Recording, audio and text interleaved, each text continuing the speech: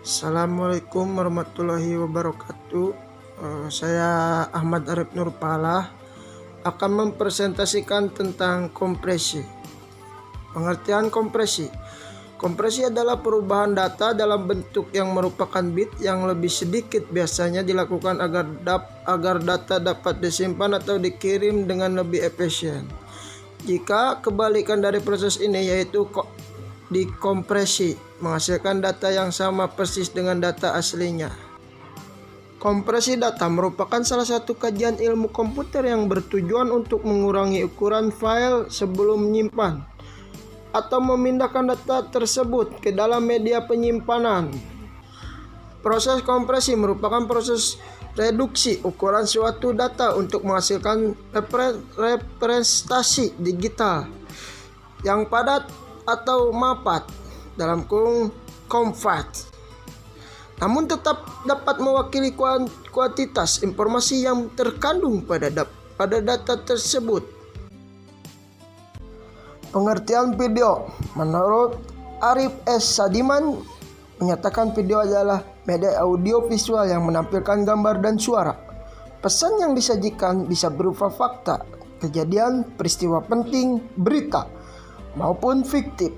Seperti misalnya cerita bisa bersifat informatif, edukatif, maupun instruksional. Yang kedua, menurut Daryanto, mengungkapkan media video adalah segala sesuatu yang kemungkinan sinyal audio dapat dikombinasikan dengan gambar bergerak secara sekuensial. Kompresi video. Kompresi video adalah jenis kompresi data yang bertujuan untuk mengecilkan ukuran file video. Beberapa yang bisa dikompresikan pada video adalah frame dan audionya. Sedangkan pada citra video, kompresi mengarah pada minimalisi jumlah bitrate untuk representasi digital. Pada dasarnya kompresi video adalah proses mengurangi ukuran sebuah file video sehingga diperoleh file video yang lebih kecil dari ukuran aslinya dengan memanfaatkan ukuran video agar tidak memenuhi media penyimpanan. Mengapa kompresi video? Beberapa hal yang melantarkan membelakangi hadirnya kompresi video. Yang pertama, minimnya kapasitas penyimpanan.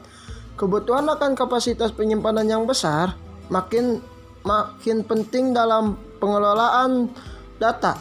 Hal ini disebabkan karena data dikelola makin lama semakin banyak. Oleh karena itu, kompresi berperan untuk memperkecil file agar tidak memakan banyak ruang pada penyimpanan. Nomor 2, lambatnya proses pengiriman.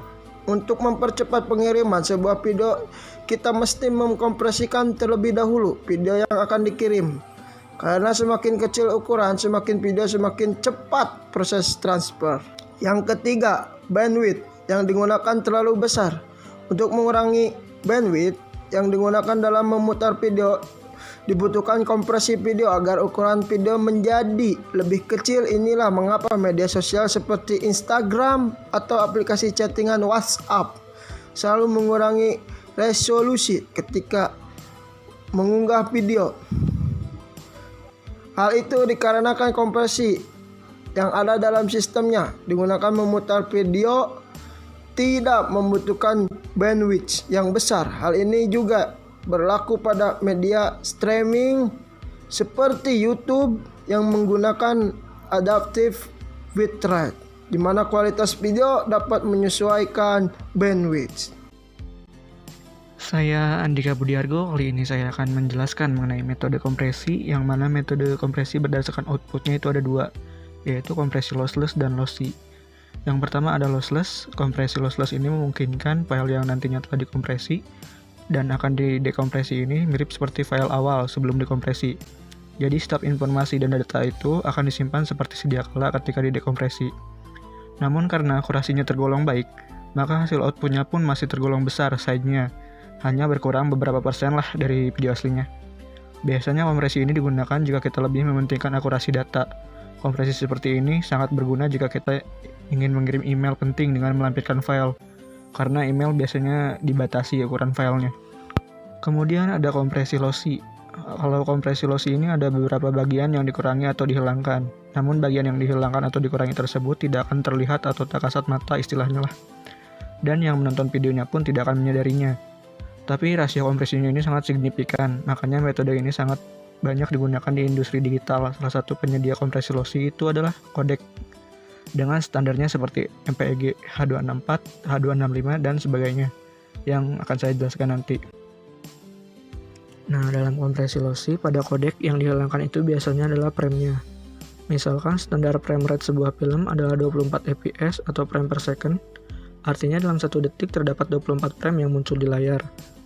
Bagaimana jika dalam film tersebut ada adegan yang tidak ada gerakan sama sekali dari aktor atau tidak ada movement dari kamera? Yang mana tentunya akan sangat mubazir menampilkan 24 frame tersebut dalam 1 detik, karena akan menghasilkan file video RAW yang mempunyai size besar. Oleh karena itu, pada kompresi codec, biasanya frame dengan posisi diam atau yang sama dengan yang lain akan dihilangkan dan hanya disisakan satu. Sedangkan frame yang bergerak akan dibiarkan sehingga dapat mengelabui penonton, seperti pada gambar berikut. Pada gambar di atas adalah video yang belum dikompresi, di mana semua frame masih utuh. Ini kalau dilihat video orang lagi melambaikan tangan kayaknya. Sedangkan gambar di bawah adalah video yang telah dikompresi, sehingga frame bagian badan yang tampak diam dihilangkan dan hanya disisakan satu, yaitu frame awalnya saja.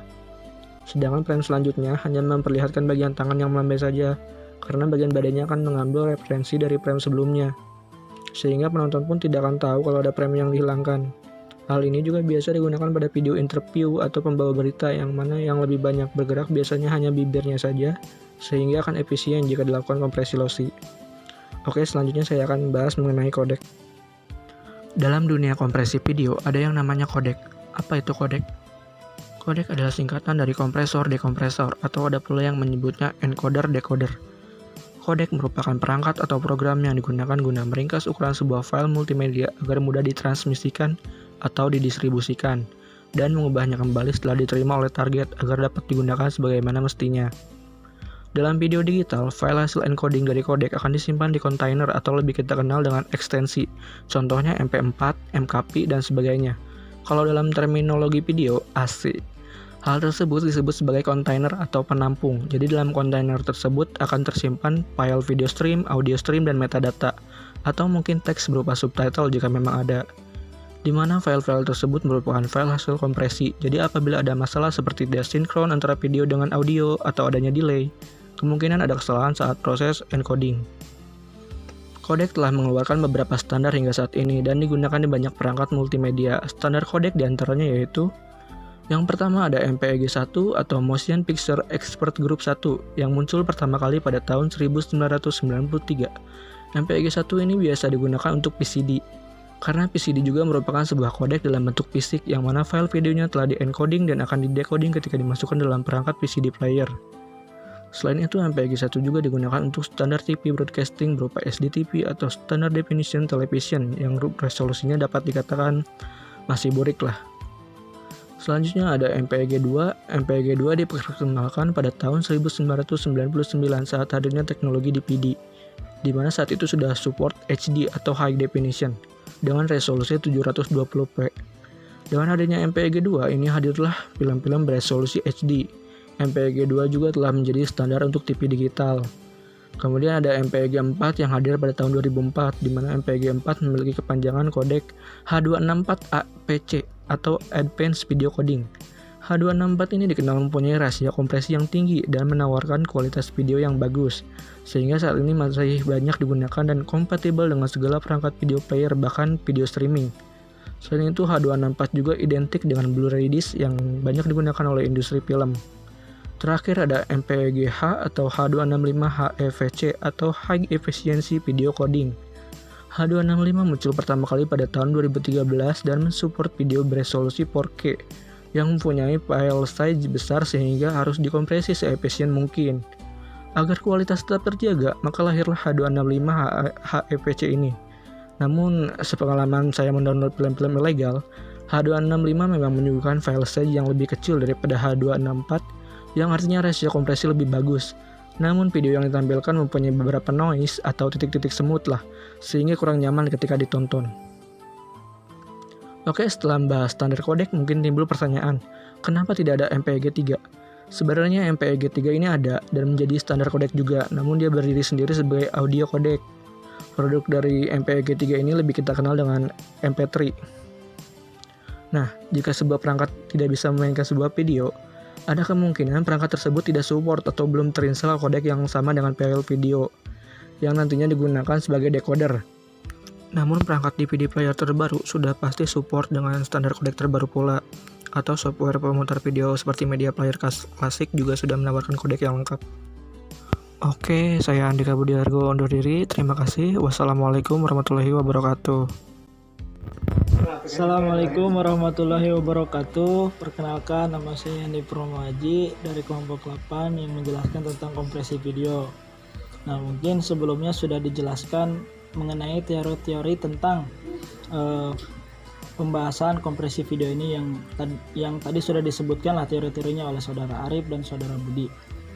Mungkin cukup jelas. Nah, kali ini saya akan menjelaskan tentang langkah-langkah dari kompresi video ini. Tentunya kami ada video yang menjelaskan tentang langkah-langkah bagaimana caranya mengkompresi video. Nah, aplikasi yang kami pilih, yang kelompok kami pilih itu adalah aplikasi Handbrake. Nah, dalam video yang kami buat mengenai langkah-langkah kompresi video ini, yaitu langkah pertamanya itu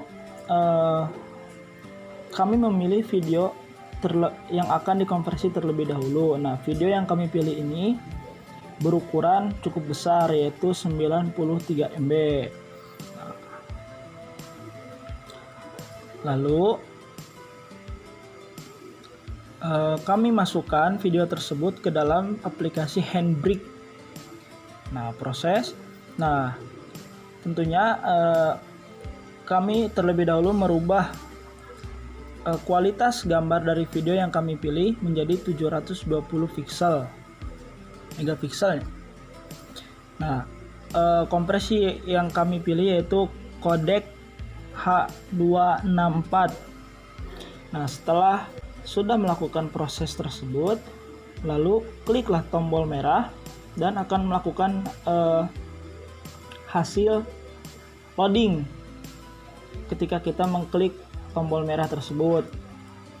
Nah, setelah sudah loadingnya beres, maka berhasil, udah, video telah terkompresi. Nah, lalu ukurannya yang tadinya 90 berubah karena sudah terkompresi oleh aplikasi Handbrake. Yang tadinya 93 menjadi 39 MB. Nah, mungkin kurang lebihnya penjelasan video tersebut ya seperti itulah kurang lebihnya. Nah, lalu yang kedua, saya akan menjelaskan mengenai implementasi dari kompresi video. Ya, mungkin cukup jelas lah penjelasan mengenai video yang kami buat tadi ya. Mungkin kurang lebihnya seperti itu. Mengenai langkah-langkah bagaimana caranya mengkompresi video. Nah, pembahasan selanjutnya yaitu mengenai implementasi terkait kompresi video.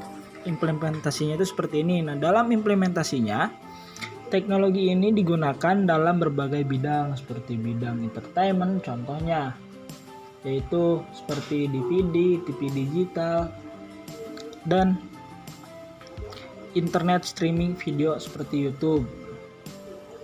Nah, selain itu juga kompresi video ini ternyata sudah ada pada aplikasi-aplikasi sosial media yang sering kita gunakan, yaitu seperti WA ataupun WhatsApp lah, WA, IG, nah, atau Instagram lah. Itu sudah ada kompresinya. Kenapa? Karena supaya tidak menguras kuota yang cukup banyak dalam pengunggahan dari setiap pengirim lah. Contohnya ya seperti kita melihat status-status WhatsApp, itu kan memerlukan, ya itu kan kita mengunduh. Nah, itulah salah satu fungsinya kenapa kompresi video ini diterapkan pada sosial media yang sering kita pegang. agar tidak menguras kuota lebih banyak. Mungkin salah satu ya keunggulannya seperti itu. Nah, output dari PowerPoint pun memakai kompresi kodek MPEG 4-nya. Seperti slide berikutnya ada screenshotan mengenai PPT yang kami buat itu menggunakan kodek MPG 4 itu yang sudah dibulat merahkan. Nah, mungkin kurang lebihnya seperti itulah mengenai implementasi dari kompresi video.